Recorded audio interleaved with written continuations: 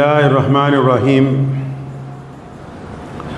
شروع اللہ کے نام سے جو بڑا مہربان اور نہایت ہی رحم کرنے والا ہے۔ تمام حضرات درود شریف پڑھ لیجئے۔ اللہم صلی علی محمد وعلی آل محمد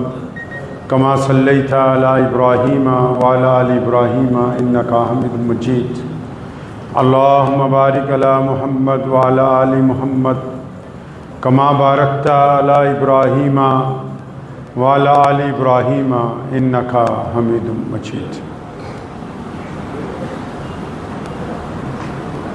رمضان المبارک کے بعد آج جمعے کے موقع پہ گزشتہ 10 دنوں کے دوران سوشل میڈیا کے جو دانشور ہیں، جن کے پاس زیادہ تر علم جو ہے واٹس ایپ اور فیس بک سے ہی آتا ہے، ان کی بہت ساری باتیں جو نہ زمین کے حالات سے میل کھاتی ہیں نہ آسمانی حکم کے ساتھ میل کھاتی ہیں، ان کو پڑھتے ہیں تو بڑی حیرت ہوتی ہے۔ اور اسی طرح دیندار لوگوں میں ایک طبقہ ہے جس نے اپنے چاروں طرف ایک خول بنا رکھا ہے کہ ہم سے بہتر تو دوسری مخلوق کوئی ہے نہیں۔ جب رمضان شریف گزرتا ہے تو چند بنی بنائی باتیں جن کو آپ عرف عام زبان میں چند ڈائیلاگ بول سکتے ہیں کہ جی رمضان چلا گیا، رمضانی مسلمان نظر نہیں آ رہے، رمضان المبارک گزر گیا، اب وہ پہلے والی رونق، وہ باتیں نظر نہیں آ رہی۔ ایسی باتیں زیادہ تر دو طبقے کے لوگ کرتے ہیں۔ پہلے تو سوشل میڈیا کے درمیان اسلام دشمن طاقتیں جو کہ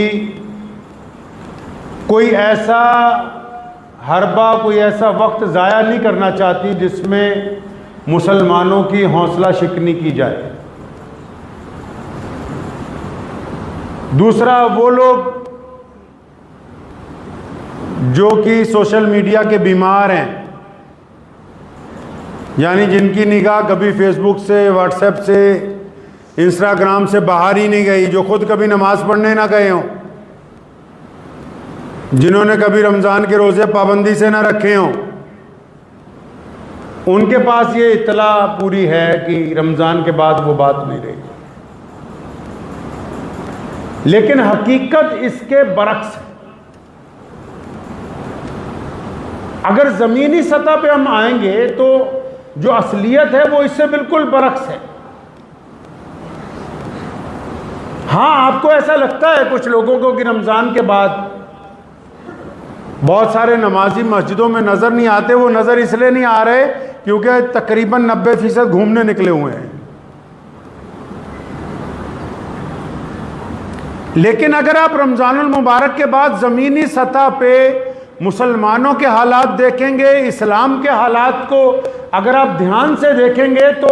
آپ کو یہ حوصلہ افزا بات نکل کے سامنے آئے گی کہ رمضان سے پہلے جو ہماری حالت تھی، اب رمضان کے بعد ہم اس سے بہتر حالت میں۔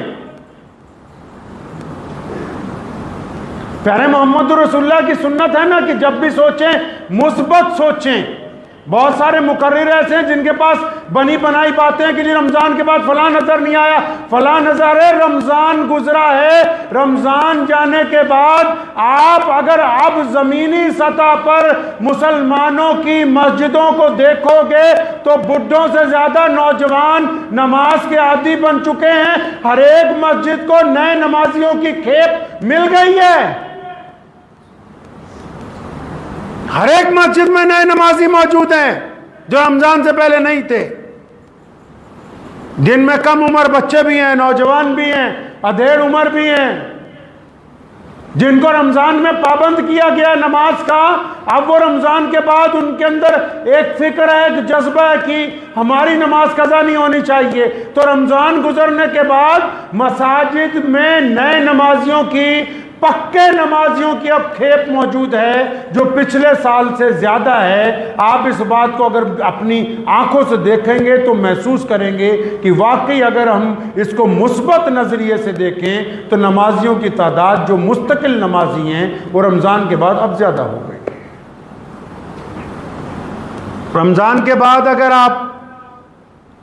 مسلمانوں کے بڑے مدرسوں میں دیکھیں گے تو ایک دو نہیں، لاکھوں طالب علم دنیا نے روکنا چاہا مدارس سے، دینی تعلیم سے، رمضان نے وہ انقلاب برپا کیا کہ آپ رمضان میں وہ تمام بچے تیاریاں کرتے رہے، اور اب اگر آپ رمضان کے بعد دیکھیں گے تو آدھے سے زیادہ نے عید بھی اپنے گھر پر نہیں منائی، ایک دو نہیں لاکھوں طلبہ اس وقت اسلامی مدارس کے دروازوں کے اوپر اپنا داخلہ لینے کے لیے کھڑے۔ یہ رمضان نے ان کے اندر انقلاب برپا کیا ہے کہ وہ اسلامی تعلیم کے لیے بیدار ہو۔ مکھی ہوتی ہے نا، وہ سارا جسم اچھا چھوڑ کے زخم پہ بیٹھتی ہے، اسی طرح جو مکھی قسم کے مبلغ ہوتے ہیں ان کو رمضان کے بعد مسلمانوں کی خرابیاں نظر آتی ہے، رمضان کے بعد جو انقلاب برپا ہوتا ہے وہ نظر نہیں آ رہا ہے، کیونکہ مثبت بات کرنے کے لیے دل کے اندر نورانیت، استقامت، اللہ تبارک و تعالیٰ سے مدد کی طلب ضروری ہے۔ بدنام کرنا تو کوئی کمال کی بات نہیں ہے،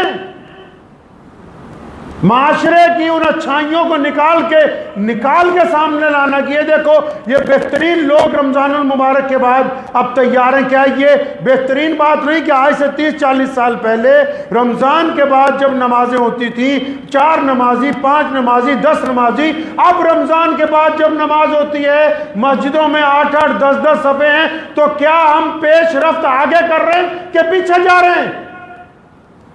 یقیناً ہم آگے جا رہے ہیں۔ وہ لوگ اسلام میں رہ کے، مسلمانوں میں رہ کے لوگوں کا حوصلہ پست کرنا چاہتے ہیں جو یہ سمجھتے ہیں کہ رمضان کے بعد مسلمانوں کے پاس وہ بات نہیں ہے۔ اللہ کے بندے، رمضان نے اپنی برکتیں، اپنی استقامت، اپنی نورانیت اور اپنا فیض مسلمانوں کے اندر داخل کر دیا ہے، تبھی تو رمضان المبارک کے بعد مساجد کے اندر جو ہے وہ پکے نمازی جو نظر آ رہے ہیں۔ آپ اگر چاہتے ہیں کہ نبی علیہ السلام کی سنت کے مطابق سوچا جائے تو نبی علیہ السلام چاہتے ہیں کہ ایمان والا جب بات کرے، جب سوچے تو رائے قائم کرے تو مثبت رائے قائم کرے۔ ہم ان گفتگو کو مثبت انداز سے ڈھونڈ کے لا رہے ہیں کہ مسجدوں میں ہوا کیا۔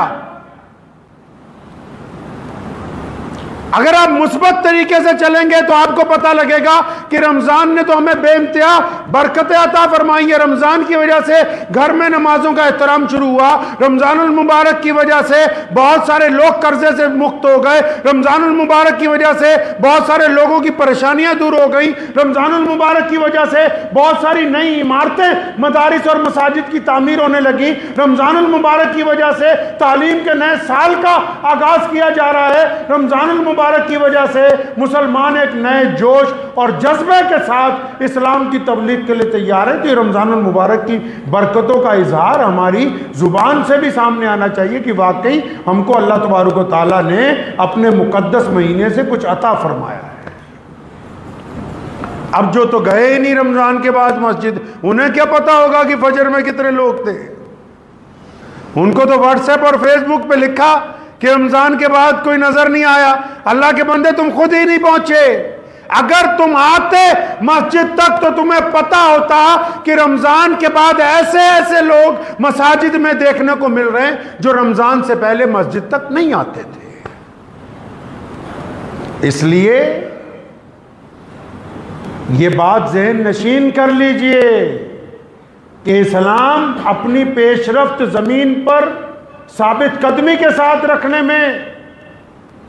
لوگوں کو تعلیم دیتا ہے، فیس بک اور واٹس ایپ کی دنیا میں ہی نہیں، صرف اسلام کی قیادت، اسلام کی پیش رفت اس لیے نہیں کہ سب سے زیادہ ہمارے پاس انٹرنیٹ کی دنیا نہیں، بلکہ وہ اس لیے کہ مسلمان زمینی سطح پر اپنے اعلیٰ کردار کے ذریعے محمد رسول اللہ صلی اللہ علیہ وسلم کی سنتوں کو ادا کر رہا ہے، اس وجہ سے اسلام کی پیش رفت سب سے آگے ہے۔ تو ذہن نشین کر لیں، آپ بھی اگر رمضان کی برکتیں محسوس کر رہے ہیں تو اس کا مطلب آپ نے اچھے روزے رکھے ہیں۔ آپ اگر اپنے اندر رمضان کی برکتیں محسوس کر رہے ہیں تو آپ نے اس کا مطلب اچھے روزے رکھے ہیں، آپ کا رمضان اللہ کے حضور قبول ہوا ہے۔ آپ رمضان کے بعد اگر آپ کا دل چاہتا ہے کہ میں مسجد تک جاؤں، رمضان کے بعد آپ کا دل چاہتا ہے کہ میں اللہ تبارک و تعالیٰ کی حضور عبادت گزار بنوں، رمضان کے بعد بھی آپ کا دل چاہتا ہے کہ میں اللہ کے نیک بندوں کے ساتھ بیٹھوں، رمضان کے بعد بھی آپ کا دل چاہتا ہے کہ میں اللہ کے غریب بندوں کی مدد کروں، رمضان کے بعد بھی آپ کا دل چاہتا ہے کہ میں جھوٹ سے، بد نظری سے بچا رہوں، تو اس کا مطلب یہ رمضان کامیاب ترین رمضان گزرا ہے اور اس رمضان کی برکتیں جو ہے وہ آپ کو حاصل ہو چکی ہیں۔ ہاں اگر کچھ ایسے لوگ ہیں جن کا رمضان گزرنے کے بعد بالکل واسطہ نہیں رہا تو پھر وہ سمجھ لیں کہ ان کا رمضان جو ہے وہ بہترین رمضان بن کے نہیں گزرا ہے۔ تو اس لیے اس بات کو ذہن نشین کر لیں، مثبت رائے عمل رکھیے۔ رمضان کے بعد ہم پیش رفت میں ہیں، رمضان کے بعد ہم ترقی پذیر ہیں، رمضان کے بعد ہم آگے بڑھے ہیں، رمضان کے بعد مساجد ترقی پذیر ہیں، مدارس ترقی پذیر ہیں۔ تو اس گفتگو کو یہ جو روایت بنا لی کہ جی ہر سال رمضان کے بعد یہ ہو گیا وہ ہو گیا، آنکھیں کھول کے ان کے آگے سے نفرت کا پردہ ہٹا کے، تنقید کا پردہ ہٹا کے، مثبت نظریے سے جب آپ اپنی قوم کو، اپنی مساجد کو، مدارس کو دیکھیں گے تب آپ کو رمضان کی برکتوں کا احساس شوال کے اندر بھی محسوس ہوگا انشاءاللہ۔ تو دعا کیجئے اللہ تبارک و تعالی ہم کو اپنے مثبت بندوں میں شامل رکھے انشاءاللہ تعالی۔ الیکشن کے دن چل رہے ہیں، یہ الیکشن کے دنوں کا مطلب قرآن پاک میں بھی ذکر ہے، حدیث میں بھی ذکر ہے کہ جب تم سے گواہی مانگی جائے تو اچھی گواہی، صحیح گواہی، سچی گواہی دیں۔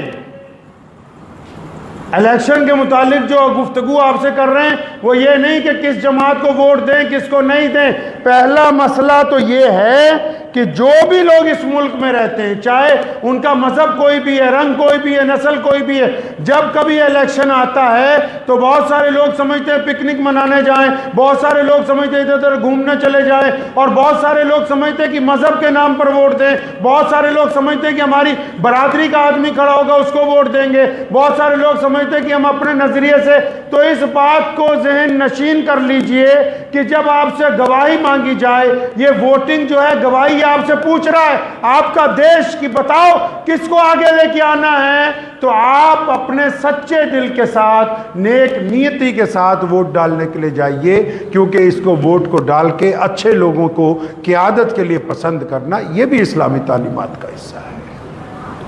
پیارے پیغمبر محمد رسول اللہ صلی اللہ تعالی علیہ وسلم نے تعلیم دی ہے کہ اقتدار میں اعلیٰ کردار، تمام اصحاب جو رضی اللہ تعالی اجمعین گزرے ہیں ان کا بھی یہی حکم ہے کہ اقتدار میں اعلیٰ اخلاق، اعلیٰ کردار،